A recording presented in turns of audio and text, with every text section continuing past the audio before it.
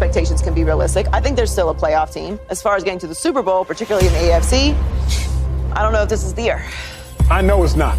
I know it's not. I knew it wasn't last year. The year before was a last year. It's not. It's not. It's not. Bills fans, I'm not even going to attempt to lie to you. I'm not going to tell you a white lie. I'm not going to tell you a partial lie. The truth is, this is likely the worst season y'all will have in the last 5 years. Now, not necessarily by win-loss record, but it is the worst season because y'all don't have hope.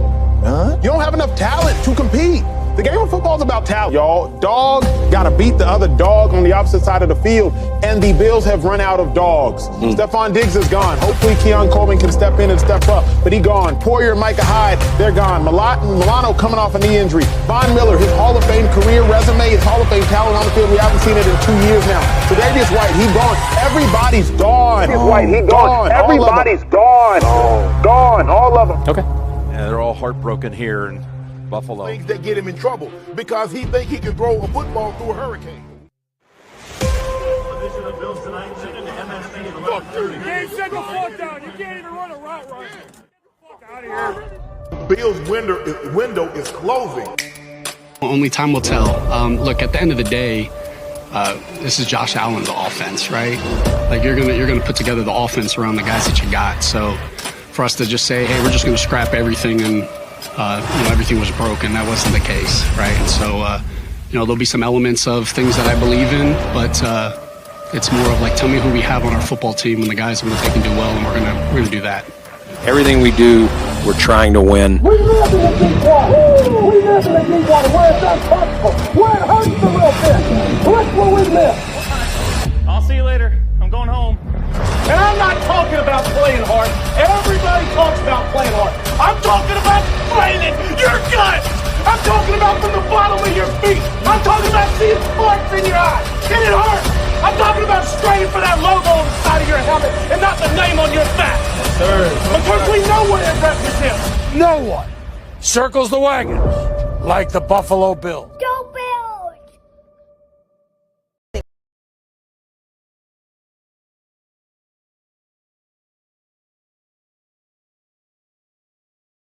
Good evening, good evening.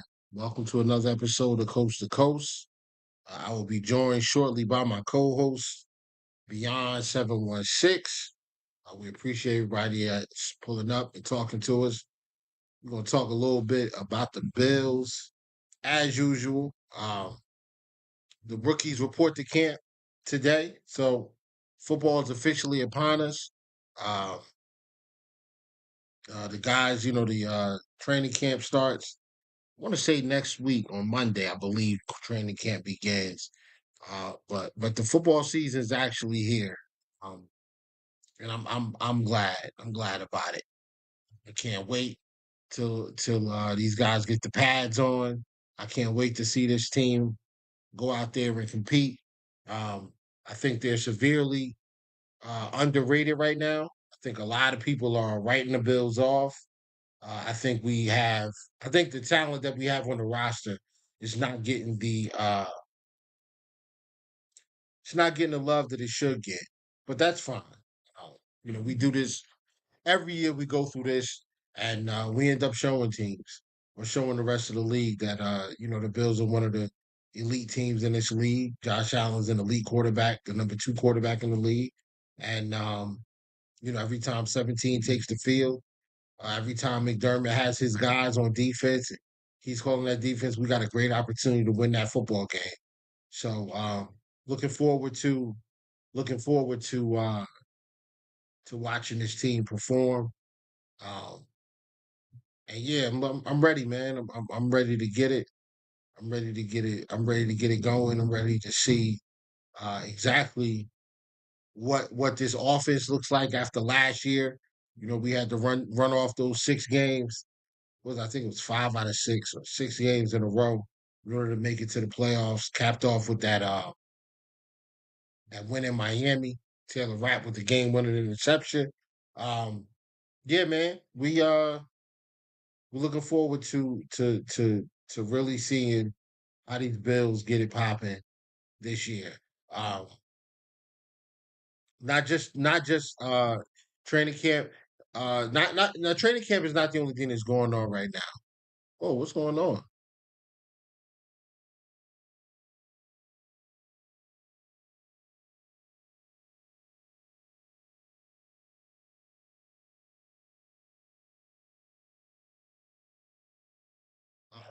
I'm experiencing some technical difficulties, people.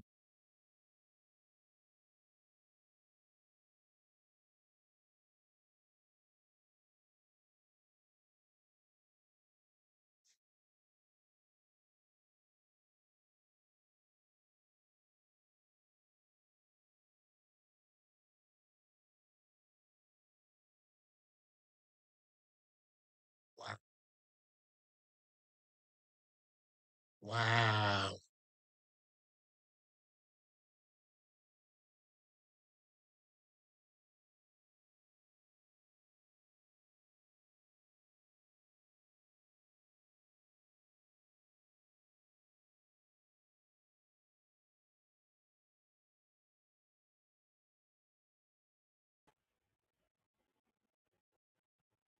Brian, can you hear me? Yes, I can. Whittle, can you hear me? Yeah, I'm trying to see but we have a thunderstorm. We have thunderstorms over here right now, so it's Oh, okay. You lose it, yeah, it's maybe. jamming Oh, me up. It's yeah. jamming me up right now. Well, at least we could hear you. That's the most important part right now. So maybe there's something going on with the Yeah, with the internet maybe connection. it'll work itself out. Maybe it'll work Yeah. itself out. So, Anyway, so sorry for my um, tardiness, California traffic. So no, all good, man, all good. No, I wanted to talk a little bit about obviously we got training camp going on, position hmm battles, different things like that. But what I think is important is I think that despite like you would think that even with the exit of Stefan Diggs that we would have a pretty drama free off season, but hmm the Bills still managed to find themselves in controversy. Um, there was a anonymous NFL executive came out and said that Josh Allen was overrated. Can you believe hmm that? I certainly in some way can believe it or not, Whittle, because you know the old saying from it's a movie called Spider-Man. With more power comes more responsibility, right? Like when you have a quarterback as great as Josh Allen, you're going to get a lot of love thrown your way. You're also going to get some detractors. And when you consider the fact that we're still waiting for Allen, to get to the Super Bowl and to win a Super Bowl, unfortunately, there's going to be some scouts out there that are going to make these comments. Yeah. But you know what? I I don't understand it though. Like hmm it would make more sense if man, this no camera thing is really bothering me. Let me see if I can fix this. Sure, absolutely. I could see your name on the screen, your hashtag Whittle2K coast to coast, but Yeah, I see it, but Jesus, man. This stinks. now Um and now we're swapped out. Hold on. there we All go. right. But yeah, Let's see, stop my cam. Let me start it back up, see if that'll work. should we restart again and see if that fixes it? Maybe No, screw it. We'll do it. We'll do it live. We'll do it live. we'll do it live. Yeah, um, I all can right, hear but Bill anyway, O'Reilly right now. yeah, a little Bill O'Reilly, a little throwback. Yeah. So um I don't understand that type of talk. I don't get it. It doesn't make hmm sense to me. Yeah. Because and you know what, I look at that when I hear something like that, I think to myself, this is why there's so much turnover at GM spots, because if you are an executive, an NFL exec, and you can turn on the tape and say, wow, that guy Josh Allen, he's really overrated. I don't think he's really good at football. I mean, you're an idiot. That first off, you're an idiot. Like you're an idiot. hmm Second, it's just like how? Like how did you come up with that? Like where did that come from? It's Just It makes zero sense. But not to belabor that too long. Hmm. Uh, training camp's here. The season is officially back in the swing. I guess I don't want to call it the back in the swing of things because we are we just welcomed the rookies in, and you got the veterans showing up. What is that? Monday? I think they Yep. report this weekend, and then they'll get kicked off on Monday. Something different this year.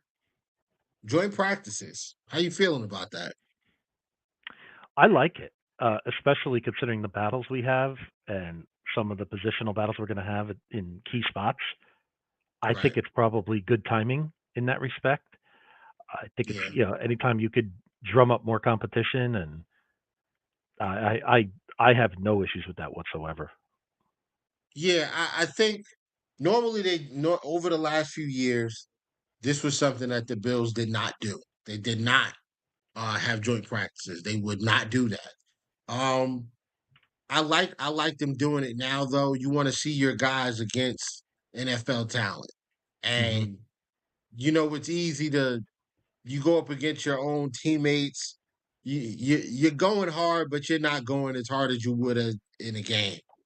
This is against another team, um, a really good team as well. Like this is the Steelers are a team that I think can win. I think the Steelers can actually win the AFC North. Hmm. Um, I think Russell Wilson is a heck of an addition to that team, Yep. and yeah, bro. Like I actually like the Steelers. Yeah, I like the opportunity, man. I like Yep. the I like that opportunity. I think that's one of the better defenses. They Hmm. have one of the better corners in the league, and JPJ, that Hmm. safety tandem of Deshaun Elliott and And Minka. Minka. Hmm. That's going to be really really good. The linebackers this year with Patrick Queen and Peyton Wilson, the rookie out of NC State, and in that pass rush. I don't know how much we'll see of T.J. Watt. Hopefully none. Um, Yeah. but Especially when if we do they see, play us. Yes. yeah. But if we do see some T.J. Watt, then then that'll help our offensive line. Um, Hmm. you're going up when you're going up against TJ Watt, you're going up against the best. So, uh, yeah. Little side note about the Steelers. The third string quarterback is Kyle Allen right now. So it's a Is it? good thing they have Justin Fields on their roster. Are you kidding me? Yeah, Oh, he's floating around on that roster. But Pittsburgh has had some really good drafts the last couple of years, which I know you know for sure. And like I said, they have a heck of a defense. They got an excellent coach. They got their lines getting better. Yeah, they're gonna be an interesting team in the AFC North. There's no question about it. yeah, 100%. Uh, I like Russ. I think we'll see some Justin Fields, which will be great for our DBs Hmm. because you know, I don't hate Justin Fields. I just don't think he's a really good quarterback. Um, but he's got a fresh start in Pittsburgh. He gets a chance to prove a lot of people wrong.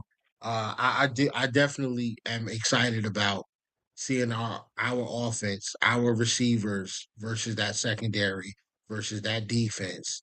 And with Josh Allen, let's see what we can do against that team. Uh, Another thing that was going around. I got to go back to this. Hmm. Do you know who Craig Carton is, right? Oh, I certainly do. We're both New Yorkers at heart. So. Yeah. So, did you see what he said today? Hmm. I believe it was today. Yep. Let me find the tweet because this He's is Yep. absolutely nutty.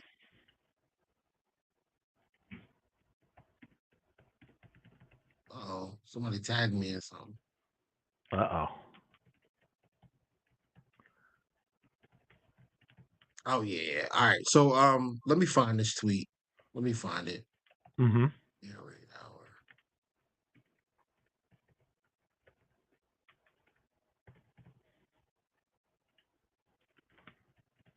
Craig Carton is God. He's so this is what Craig Carton said. He said,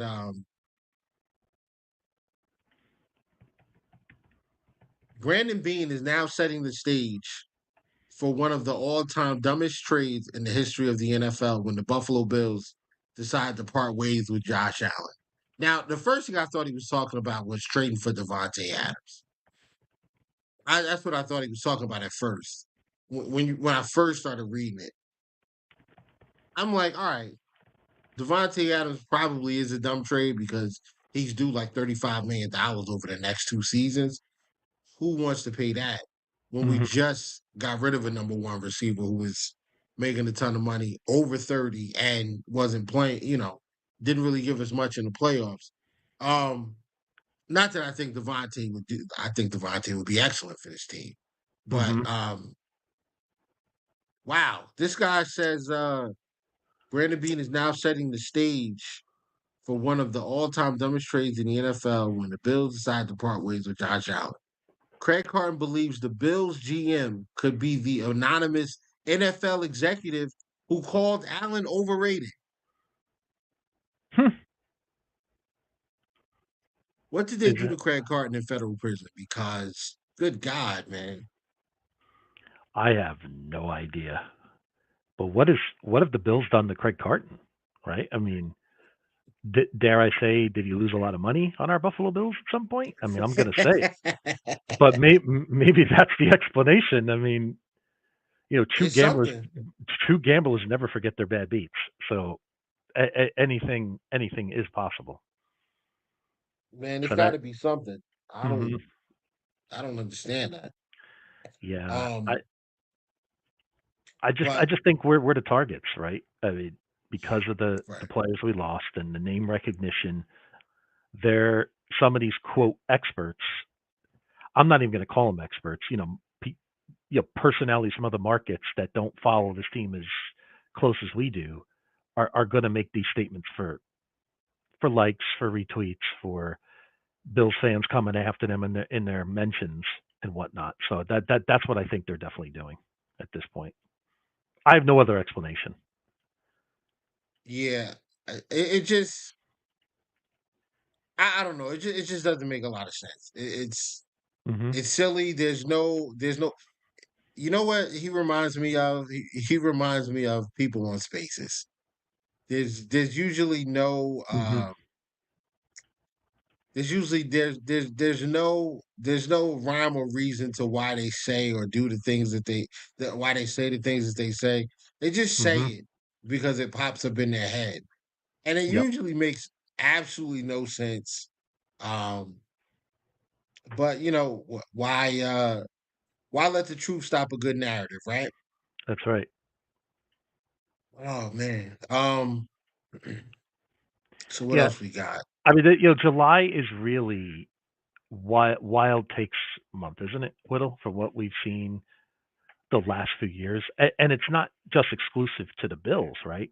I mean, we talked about this 2 years ago with the Chiefs when they lost Tyreek Hill, and there were fans saying they were going to finish 500, they were going to be out of the playoffs, they were going to be third in their division. I mean, I think we're hearing it a little bit more than Chiefs fans heard it during that time, but you could definitely hear it's right around this time, July, early August, as we gear up and everybody's trying to get their takes in, and they're trying to be, they want to look back and say, man, I was the one that called the Bills to win, that said the Bills were going to win 9 games. So that's what I chalk it up to. There he is.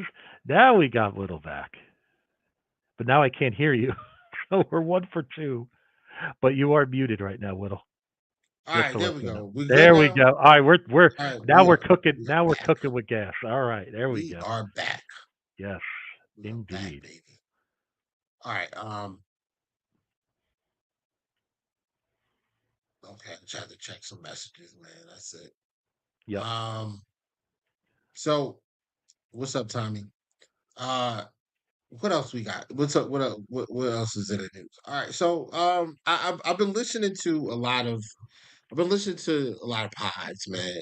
Been paying attention to some pods, and a lot of them have us going 9-8, 10-7, Mm-hmm. 8-9, things like that. And I,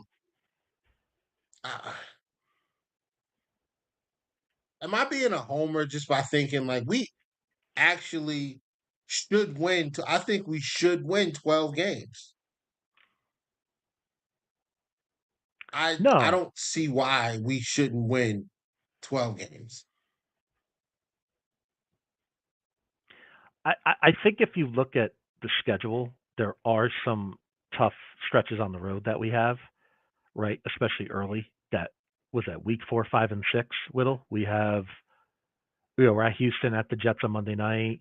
We do have San Francisco. We do have the Chiefs. We do have the Lions, all within a month. But you know what I bank on, Whittle? I still bank on those last 3 games, even if we don't have the kind of season we're used to. And let's say we're 8-6. We have the New England at home, at New England, and home against the Jets. And yes, the Jets have a tough defense, but we got them at home. I feel like that's in our back pocket to get those 3 wins. Even if we're 8-6, like we were last year, I still think we could close at 11-6. Like that to me, it's a big deal to me. And if you're going to play New England at the end of the year and they're going to play Drake May, I'll take my chances with a Sean McDermott defense that's going to have 14, 15 weeks to gel, right, against a coach and a rookie quarterback. I mean, those two may be really good, but it is their first year. We all know how McDermott does against rookie quarterbacks. So I'll take my chances on that in that Right. matchup right there. Now I was in a space, I was in a Twitter space the other night, talking to Bills fans, and some of them think Sean McDermott is gonna call, Bobby Babbage is gonna call the defense. I don't think so. I think that Sean McDermott continues to call the defense this year because of the turnover and the young players and the new, so we had so many roster changes, so many different, so we got so many new guys, and they're not necessarily a bunch of new starters. I mean, the starting lineup is pretty much intact outside of safety, right? Safety, there's a change. Got it.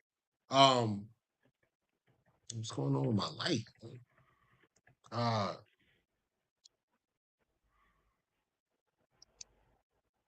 Looked pretty good on this end, but it was a little bright. So that's better right there. Right. All right. Yep. So what I was saying, I just don't think McDermott is going to leave the defense in the hands of an inexperienced play caller. Not that Bobby Babbage is not capable. I just think that I think that first of all, I think Sean McDermott is a heck of a competitor. I think that he did an excellent job with the defense last year. I also think he's going to look at the toys on this defense now, right? And decide, you know what? If we were ranked 11th in DVOA last year, top 3 top 3, I think, in points per game and yards allowed, top 5 in yards allowed. What does this look like with a healthy Daquan Jones all year? A healthy Von Miller, a healthy Matt Milano. Like what does it look like then? When even if one of your guys go down, you feel comfortable with the depth behind them. Not like last year, right? Where if we lost a defensive tackle or defensive end, we were bringing out a guy. We were bringing out Ron Stiller, not Von Miller, and Shaq Lawson, who love Shaq Lawson, man, love what he gave to the Bills, but he never lived up to his draft stock. Um, Jordan Phillips always injured. Terrible against the run. Tim Settle terrible against the run and the pass. Uh, Linval Joseph is what 36. Yep. He was just there. I mean, he Mhm. was just there. And then Poona Ford just really couldn't get on the field. I like the depth now. So even if you lose a Matt Milano for a couple of games or Terrell Bernard for a couple of games, you can bring in a Nicholas Morrow. You can bring in Nicholas Morrow is from Huntsville, not Huntsville. He's from he is from Huntsville. My bad. He's from Mhm. Huntsville, Alabama. So shout out to him. I got family down there. Shout Nice. out to him. You have a Deion Jones you can bring in. You have a Ula for show. I probably butchered that. And Baylor Spector's back. I mean, there's a bunch of guys that you have that you can bring in, and they're gonna be better than what we had last year. Like I know Terrell Dodson played well, but I mean that was lightning in the bottle. I'm sorry. I'm just not buying it. Mhm. So I think the depth is there. I think McDermott's gonna want to do his thing with the guys that we have. And I think it'll be fun, man. I think this will be a lot of fun. I have a programming announcement. We do have a Jeff fan in our comments waiting for you, Whittle. So Who is it? Whatever. Let's move on. Let's move on. Another thing we talked about last night. This was a really solid space. Shout out to the guys over there built in Buffalo. Kevin, Izzy, Mhm. all of those guys over there. Shout out to y'all. They brought up taking Taron Johnson off the field a little bit more this year. How do you feel about that? Taking him off the field, was there a specific reason why this was brought up? Yeah, you want to lower his snap share, Mhm. save him, so keep him a little fresher for the stretch down the the last stretch of the season, the playoffs, et cetera, et cetera. Mhm. Um, how do you feel about Well, mixing in some different sets with maybe Taron Johnson not on the field? maybe we mix in Cam Lewis a little bit more, right? Potentially. No, So we're actually. not. No. How about this? How about this? Sure. We go we go with a 3-3 where we have three down linemen and three. It's really a 4-2, but instead of the fourth lineman, being but instead of there being a down fourth lineman, you have um you have Von Miller stand up and rush or Mhm. drop back in coverage, right? And you move Rasul Douglas into the slot, and Mhm. you have Kyer and Mm. Benford on the outside with your two safeties. I could. I I could. you, I I could like approve it. of that. Yeah, I do too. I Yeah. I think you go, and then this is where you can really get creative, right? You can go AJ Epinesa, Rousseau, and Ed, or you go Ed, they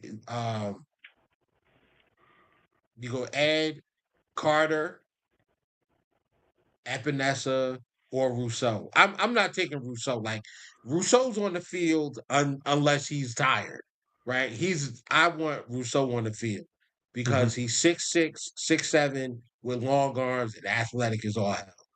So I want him on the field. But you could mix that combination up of down linemen and really, really cause problems. You can put Ed as the end and go Daquan Jones. Let's say they want to run like a team. Okay, a team's running the football. You still want to be stout against the run, but you want to get a little bit faster out there, right? Mm-hmm. So you go, um, you go with AJ as the stand-up rusher. You Mm-hmm. go Rousseau as a down lineman. You go Daquan, and then you go Ed or Dwayne Carter. Mm-hmm. And those are your three down linemen. Dwayne Carter or Ed, Daquan Jones or Austin Johnson, Austin Johnson, yeah. and you Mm-hmm. go Rousseau or Epinesa, and then it's Vaughn or Epinesa standing up. So now you can still play the run, but you can also play the pass. I think AJ and Vaughn are athletic enough to to be able to play the flat, be able to play that shallow zone area, take the running back away, or what have you. You can throw some nasty blitz packages in there. You could send a safety and drop Rasul Douglas into the middle third. You could send a linebacker. You could send both linebackers and Mm-hmm. drop Rousseau and the fourth lineman that's standing up. Like you could really do a lot of nasty things to a team Mm-hmm. and still maintain the ability to cover. So I mean, it was something that was thrown out there. I thought it was interesting. I thought a lot about that Mm-hmm. uh, over the last 24 hours or whatever. I think I may write something about it this weekend. But yeah, No, I I think really liked that idea. it is interesting. Now, we just did sign Taron to that 3-year, $31 million deal, Right. right? So we definitely still have big plans for him. But you're right. I mean, this is Taron unfortunately has had some concussion issues, right? And we got to be cognizant of that. We do want to play the long game. We're not trying to win, put banners up in September like some teams out there in our division. But Mhm. we have to be very aware of that. So, and McDermott in the past, right, has put players on quote pitch counts, for lack of a better term, in the past, right? So why not do that for Taron Johnson when we have better pieces to play with on defense where we could get more creative? No, you're right. You're right. Um, I think that would be a lot of fun. It's different. Mm-hmm. And I mean, I just think that's I think I think that would really be interesting because you could come out in a traditional 4-2-5 and then have Bernard make the call pre-snap and shift to that 3-3, that 3-3-5, and then it's essentially the same thing. It's just a different look. It's something that a quarterback now has to process on top of Mm-hmm. what coverage scheme you're going to be in. What are you taking away? And I got to go through my reads. I like that idea. Um, maybe they do it, maybe they don't. I don't know, but that would be extremely interesting. Yep, Um, I absolutely. think. Okay, so we got the the practices with we got the practices with the Steelers. Um, Mm-hmm. I'm excited about the receivers for that. That that Yeah. that that joint practice. Uh, but speaking of those receivers, I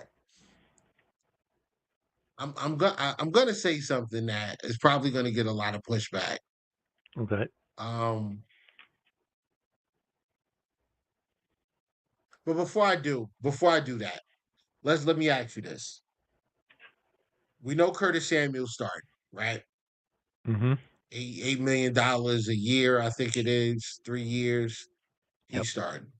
Um, you know Shakir starting. He's gonna be, those two guys start. Who's the X? Week 1, the Bills take the field on offense.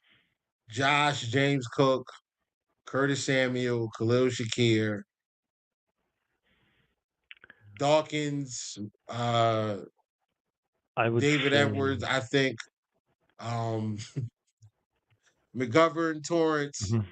and Spencer Brown. Who's the X? Who's the third receiver? You think it could be a mix of Mac Hollins and Keon Coleman, where they don't want to overwhelm I'm Keon saying early? no. I'm saying the first offensive play of the Oh, 2024 season.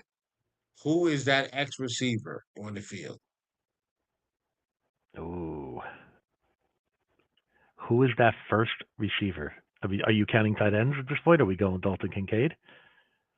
No, I this was another topic that we talked about last night in that space. I thought was pretty interesting. Um, a lot of people think it's Keon Coleman. I don't though. I just don't think McDermott. I don't think McDermott is hell bent on playing his rookies early, like especially on hmm offense. I agree. I don't know, man. I don't know. Like what Yeah, rookie? I guess Singletary played immediately. Dawson Knox played immediately. Um, but at the skill positions offensively, that's it. Like even Josh sat. So I don't know, man. I'm not. I don't know. I don't. it's I been. don't see Coleman. Would you say it's been a mixed bag in terms of McDermott playing rookies more in some cases or not? Not It's necessarily, man. I think he's more apt to play. I think he's more in line. I think he's more likely to play his defensive rookies. I think he's more likely to do that than he is to play the offensive guys, especially the skill position guys. I just don't think McDermott. I don't know why. I just don't. I don't think McDermott really trusts his rookies like that. that's So true, and I don't know. I don't know. we got to consider Coleman is only 20 years old, right? We got to consider Yeah, that he's yeah. still, but yeah, it may just, and this is why training camp and the preseason are so interesting, right? If Keon Coleman jumps off the screen, right, and if he's just impressing everybody at every turn, and I mean, there's not that many preseason games anymore, but if he really has a few big, a few big moments or several big moments, I mean, how do you not play him at this point? I mean, he's already one of the more popular players on the team too. I'm not sure if that plays into it or not, but and considering we just traded Diggs, does that put more pressure, you think, on a McDermott to play him more often early? Or do you think he still shows that restraint and kind of go by the book like he usually does? Go by his being not giving him as much time early on as most fans might think he's going to get. I don't think it. I don't think he's. I think the Bills now. So what we've seen from Buffalo for the last 7 years of the season, they played a long game with their rookies, hmm especially on offense. They played a long game with those guys. Now, Singletary played right away. Dawson Knox played right away. But I mean, so that's really it for the skill position guys. Nobody else has done that. I don't know if they. I mean, I think they're just gonna let this guy be a kid. And let me say this about Keon Coleman. I'm giving away some of my latest article, but um Keon Coleman I think he has the media fooled. I really do. Uh I think that there is a big buzz. I mean, obviously there's a big buzz around Keon right now. Um, but I don't think he's caught up in the buzz the way that the media is trying to have him caught up. You get what I'm saying? I don't Yes, know if I I'm do. making No, you sense. are absolutely.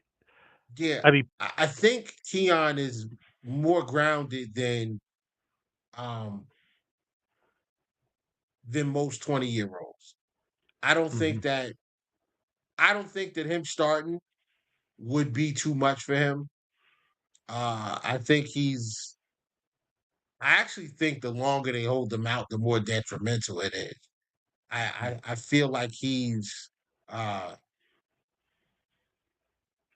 I feel like he's a guy that needs to be I feel like he's a hands-on learner, got it. if that Yep. makes sense. Yes. Yeah. Yep. So I don't think he'll start. I don't think he'll I don't think he'll be the first. I don't think he'll be in the first set, the first the first I don't think he'll be part of the first offensive drive. Unless that offensive drive leads us to the red zone where you can't deny his frame and athletic profile. You have to get him on the field then. But Mhm. I just think that when he runs out week 1 in Buffalo, the crowd's gonna go absolutely bonkers. It's gonna be wild. It's gonna be crazy. Uh, the emotions are gonna be running high for him. I think they're gonna protect him Mhm. and let him sit for the first series, maybe, and and they'll bring him in. The crowd's gonna go crazy. Hopefully, they do something simple like throw him a smoke route or a quick screen or something like that. Something where he can just let's make it an easy catch Mhm. and you make something happen. You know, Yep. nothing too crazy. I don't want to see this guy running a quick slant in traffic. I don't want to see him running an out route with a corner and man coverage. I don't want to see that. I want to see something easy. Just get the ball in the man's hands and let him make something happen. Absolutely. There's that delicate balance of not overwhelming, a 20-year-old, especially in his first Right. NFL game. I mean, that first NFL game, he's going to have those jitters. He's going to have maybe extra family at the game. They're all the whole family's going to be watching, right? That's a debut in the NFL. That's a dream come true. So he's going to have to settle down those emotions, which is normal for any player, right? But I know it's a different position, but we saw Josh's first year. He went through the ups and downs, right? He had his tough moments and some plays that were tough to watch, but it's what he needed to do. And I think with Coleman in a similar light, we're going to see some things that I think are going to be excellent. We're going to see some glimpses of what we hope Keon Coleman will be, but I've tapered my expectations in terms of production overall. I don't think even the most optimistic Bills fan, I can't see like a 70 catch rookie season or things of that nature. But and a 40 to 50 catch rookie year with a handful of touchdowns and some good plays and just learning the little nuances of the game and evolving as the year goes on, I think we would sign up for that right now, assuming Absolutely. assuming our wide receiver room stays healthy, right? And Shakir takes that bump up, and Curtis Samuel continues to be Curtis Samuel, and Dalton Kincaid takes that next step up. So I think Coleman's in a good spot in that respect. He could just be Keon Coleman. We don't have to, like he said, I'm not Diggs, right? He said, I'm not Diggs. I'm Keon Coleman. I'm And I not like that. Gabe. I'm just Yep. Keon. Yep. That's right. And that's what I want to see from him. And I think the hype is, I mean, his personality is almost second to none. It's amazing, right? He's just a breath of fresh air for the whole organization. And and it's, Whittle, I haven't just heard this from Bills fans. I've heard it from a lot of other fan groups. They say, oh, that Keon Coleman, he's something else. Like, he's just, the little bits we see on YouTube or X or wherever you want to call it. Yeah, it's throughout the league. So he's definitely off to a blazing start, with Bills Mafia. So, but I think we all have to just taper those expectations in terms of overall production. His first season giving, I mean, look at what Gabe Davis did his first year, right? He showed some flashes, but we all knew, he was a 20-year-old as well. Obviously, Keon's, I think, a little more I would say he's probably a little more NFL ready than maybe Gabe was. I mean, he was a higher pick too, but I think we all just need to keep that in mind as the year goes on.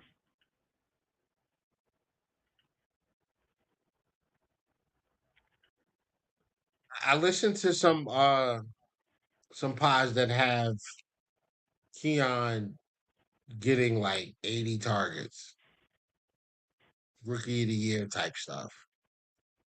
What say you, sir? 80 targets. I think that might be a little high. I would say maybe closer to 70.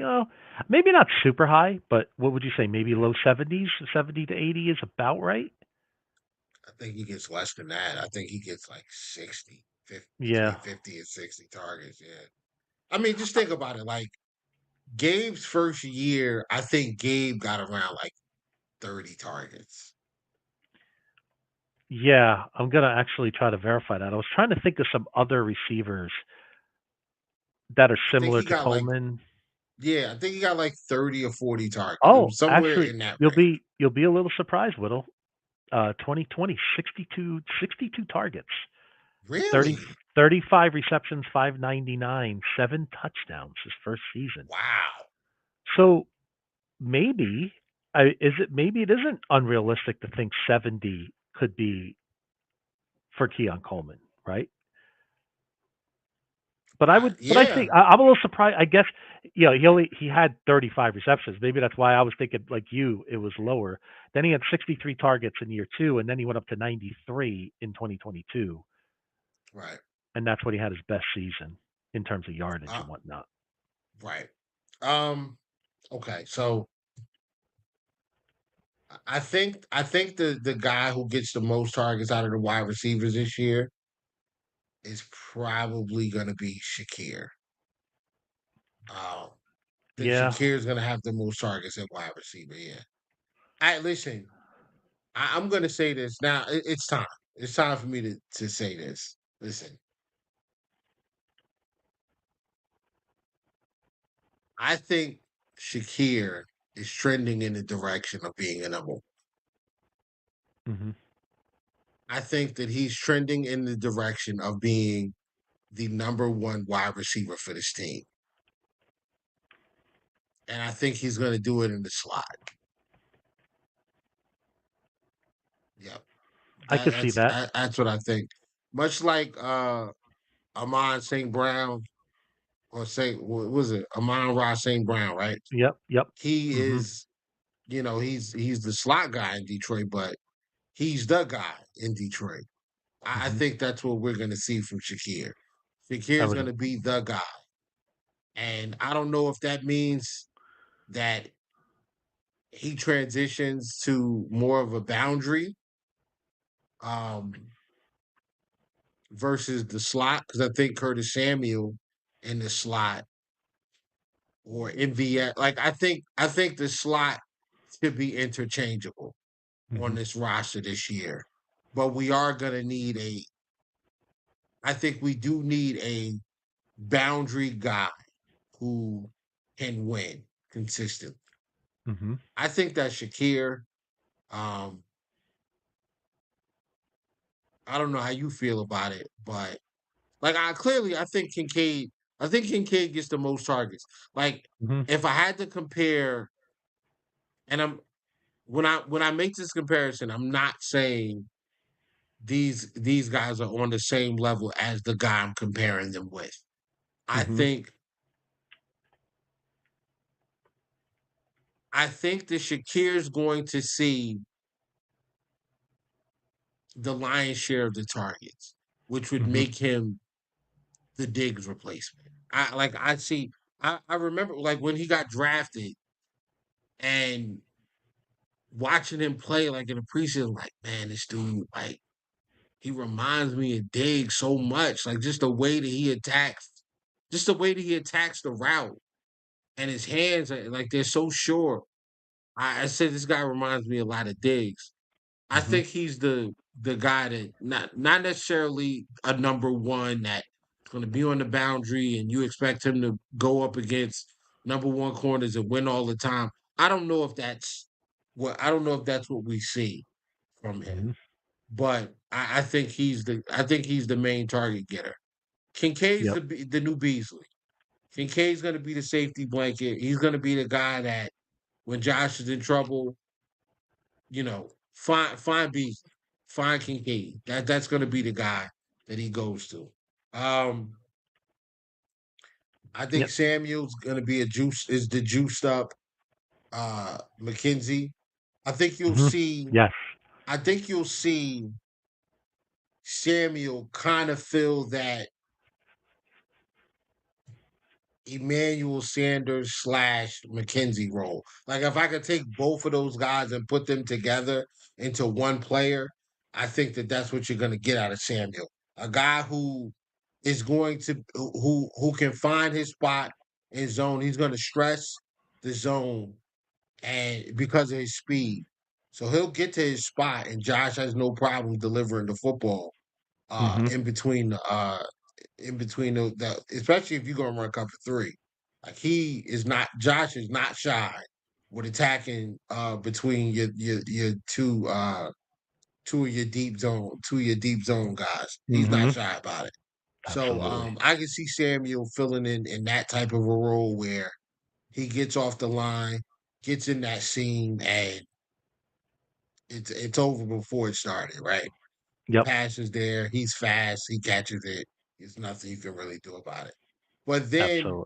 against man coverage, I could see him being used as the deep corner guy Hmm. or the deep cross guy that Yep. just takes his man and the safety for a ride. And if you don't respect it, Josh will take the shot. Hmm. I trust his hands. The guy caught 70% of his footballs when he was with Joe Brady. He's always close to or above 65%. So I mean he's as sure handed as they come. And I think Keon's gonna be like year one Gabe Davis, where he's not gonna get a ton of action. You're not gonna have a ton of plays from him, but most of them are gonna be highlights. Most of Hmm. them are gonna be Yeah. big plays. I think he's electric. I think he can be electric with the football in his hand. Uh, it's just going to be about, how well this offensive line can protect the quarterback, uh, how well this interior O line can can can keep the depth of the pocket where it needs to be, and what type of running lanes are they going to open up for James Cook, who I Yep. think is in line for a big year. Um, I'm excited, man. I like I said, man. I'm ready to go. Training camp has started. Uh, it is time. In the It words of sure is. Rafiki. You know what? I was looking at 2022, right? Just Yeah, you know how many players had 50 or more catches on the Bills? 50 or more. 50 or more receptions.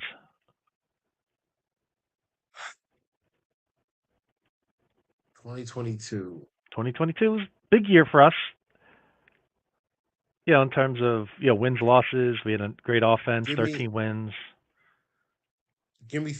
three players. I'm going to give you one, just one. Stefon Diggs had 108. Two guys had 48, almost close, right? In so Gabe Davis. Davis Yeah, had 48 and Dawson Knox had 48. Dawson Knox. Yep. So I guess Yeah. where I'm trying to go with this, it's the old Moneyball thing: recreate Stefon Diggs in the aggregate, right? I think Yep. that's our goal, right? And listen, let's just cut through the chase. Let's cut through all the pom pom waving. We're not replacing Stefon Diggs, folks, right? I mean, Stefon Diggs don't grow on trees. They're very, very rare, right?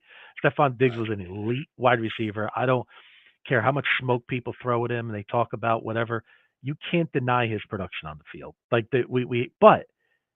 what if I told you we have three players next year to have over 60 catches, maybe even, I don't know, I'm not sure if we could get the four, but what if we get three and two are over 70? You know where I'm trying to go? Like Yeah. the stat, Oh the yeah. box Yeah. score, instead of seeing Diggs with 12 catches and two touchdowns, six catches for Samuel, 6 catches for Shakir, 7 for Kincaid, 5 for James Cook. It's going to be more balanced. It's just Yep. going to look different. Is it going to Yeah. be as explosive at times? Maybe not. But will it be more efficient and complement our defense better? That's the real question, right? Like you said, we have separators in this wide receiver room, right? Like that's the big key to me, right? Can these guys separate? Josh can get the ball to them. His arm is second to none. He's got excellent instincts. He's got one of the quickest releases in the game, if not the quickest release in the game, right? So he could get the ball to them. So it's just whether can these guys get open? Can they separate and make things happen? I think that's a yes. And just imagine if our defense gets better field positions to work with. What if we run the ball more efficient, right? We're better in the red zone, right? We're taking care of business there a little bit more and kind of dotting those I's and crossing those T's like we talked about in some of those games in the middle of the season. And we're okay, maybe we overachieved this year and won 11 or 12 games. Last year we underachieved and won 11 games. Maybe we do it the opposite, but maybe our record is similar. But maybe we play a little bit better as a team. And I think when you think about that, it's gonna you see Josh Allen working with the wide receivers right now, and you love to see it, right? What'll you love to hear these things we've been talking about it all season, right? And maybe that galvanizes the locker room in a different way. Like we said, this is Josh Allen's era, version 2. Version 2. Whether it's better or worse, it's the second installment now. We're moving into a new phase. So it's just going to look different than what we've been accustomed to the last 4 years. And that doesn't necessarily mean it's bad, but it's just the unknown that makes some fans a little apprehensive, right? And it's understandable, right? I mean, truth, I sometimes have apprehension about losing a guy like Stephon Diggs because we just haven't seen it yet. I'm confident we can still be productive, but until we see it, we're still going to have that little doubt in the back of our minds. Like, okay, how are we going to look without number 14? So we're going to have to find out. The hard way. Yep. Breaking news. Well, not really breaking news. I mean, just news. Tyler Matakevich signs with the Pittsburgh Steelers today. Oh, really? Oh, wow. Okay. Yeah. Good for him. Hopefully he finds himself on the roster. It's going to be a tough one to crack, but I don't think so. I think he'll make. I think he's a lock for the Steelers roster. To be honest, interesting. Okay. I think his special teams resume speaks for itself. And I mean, he played for the Steelers before. I think we signed him from the Steelers. I think you're right. I believe he played for the Steelers first, and then came over to Buffalo. He was a special teams ace for us for a while. We gave him a few snaps at linebacker, and the crazy thing is, like, every time he's played linebacker for us, he's kind of played well. You know what I mean? So he's got like ball production, and I just don't get it. Like, why don't these guys get opportunities to play? You know, in like the playoffs. Like, where was Tyler Matakevich when? You know, why didn't you play him over Klein? You know, I know Yeah. Matakevich is a lot smaller, but you know, you got Dodson, who's not really, you know. Yeah, I agree with you on that. I thought the Should Klein. let Dirty Red call the defense, man. Yep. Now, there is something else I wanted to ask you about, and I probably know the answer already, but I'm going to say it anyway because we've heard it the last couple of days.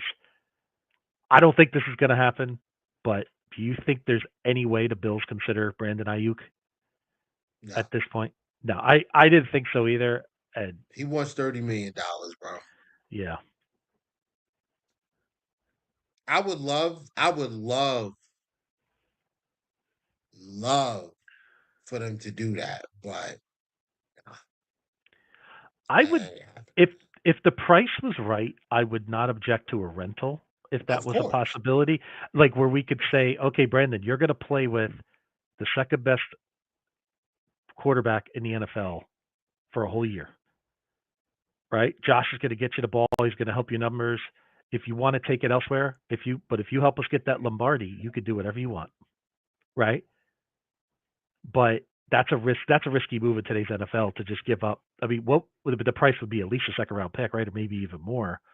They And I just probably want it first. yeah, and I don't see Brandon Beane doing that for a possible rental. He's just not that kind of GM. I don't see him giving up a second either.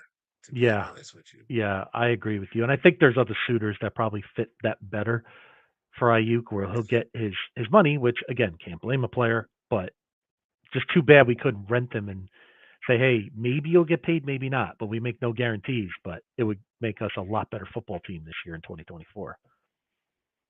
I actually think I'm not shutting the door on it. I just don't think it's right now. I think if you get, let's say we get into like week 4, week 5, and this money ball receiver thing just ain't cutting, right? Mm-hmm. If it's not cutting it, yeah. Then at that point I can see them saying, all right, San Fran, let's talk. Like, Mm-hmm. we got a second for you. And Mm-hmm. if it's a rental, it's a rental, whatever. We'll get the 3rd round comp pick back, but That's true too. That is true. And then there's also that's Justin what Simmons makes still it, floating out there. So there's other players too. So it's not just there's a couple possibilities for yeah, Beane to consider. bro. That's man. If we could just sign them, I know we're not gonna sign them, but man, if we sign Justin Simmons, bro, oof, Yeah. I give you one chance as GM Whittle. Who you taking? Justin Simmons for a year or Brandon Ayuk for a year? Justin Simmons. There you go. I agree with you on that. I just think Yeah, I'm taking Simmons, bro. I could see the Bills in the mix for him though, potentially, but I mean, at some point, because Jamal Adams got signed. I think Quandre Diggs is still out there. mm-hmm. I believe Eddie Jackson's still out there. So there's still a few safeties left, and I think I don't think Justin Simmons. I don't think Justin Simmons gets. I think Justin Simmons ends up on a roster before the end of training camp Yeah, for sure. I agree. But it might like the Bills might just want to go into the season and say, you know what, let's just chill and see how this looks. And if we need to, we'll go out and get a guy. If we don't, then we'll just run with what we got. So Absolutely. Well, Whittle, man, we got one more week, and then this time next week, you and I will be discussing the first day of training camp for the Buffalo Bills. Can you believe it? yes, The long, arduous off and it's season is coming time. to close. Yep. It's time, bro. It's definitely time. Absolutely. But with that being said, man, we are a little bit over an hour at this point, Mm-hmm. and yeah, man, I'm ready to clip this bad boy. How about Yeah. you? Yeah, absolutely. So, just a reminder for everyone out there, we are on Wednesdays 9 to 10-ish. We do stretch that ish. Sometimes it even goes into 11. We have great guests like last week. So that's the beauty of our podcast. If some shows will be within an hour-ish, but some can go longer. So just a public service announcement. And starting next week, again, we're in season mode, training camp, and more training camp for the next few weeks after that as we lead up to the first preseason game against Chicago, I believe, is our first matchup. So Yep, we definitely Chicago's look forward to first. that. And we're gonna have some great guests and we're gonna have some great content coming up. So we're just getting started here on the Coast to Coast podcast. We got to give our friends at Do Champions a big thank you as always. We love being with Do Champions. So and make Shout sure out to the you newest addition to yes. the Do Champions family. I don't know if they announced it yet, but that's why I'm not saying who it is. Yeah, same here. But there's just gonna be some great things coming down the pipe. And please give Do Champions a follow on Twitter.